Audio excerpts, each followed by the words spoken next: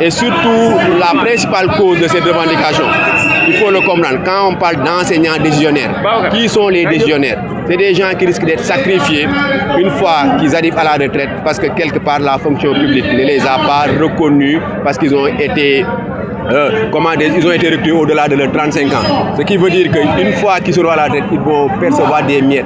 Et on doit comprendre une chose. Moi, ce qui me pose problème, c'est les enseignants qui osent dire qu'ils ne sont pas concernés.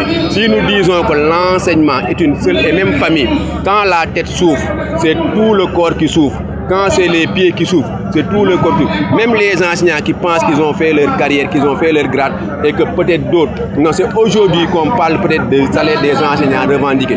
Tout ce que les enseignants revendiquent, ce ne sont pas des miettes, ce n'est pas de l'aumône, c'est quelque chose qui est dans le droit.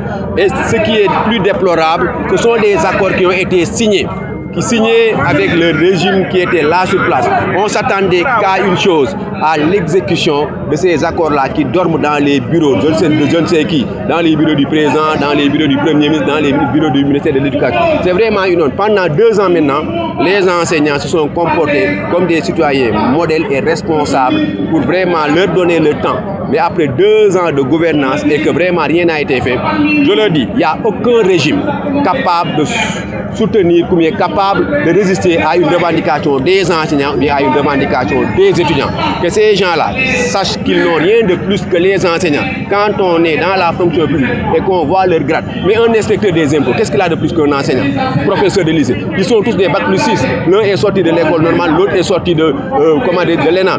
Un fonctionnaire des impôts, qu'est-ce qu'il a de plus qu'un enseignant avec son... Mais même un enseignant de l'élémentaire. Il est temps que ces choses-là cessent. Et quand ils sont venus à Thiès, ce n'est qu'un premier pas. Ils ne pourront pas supporter.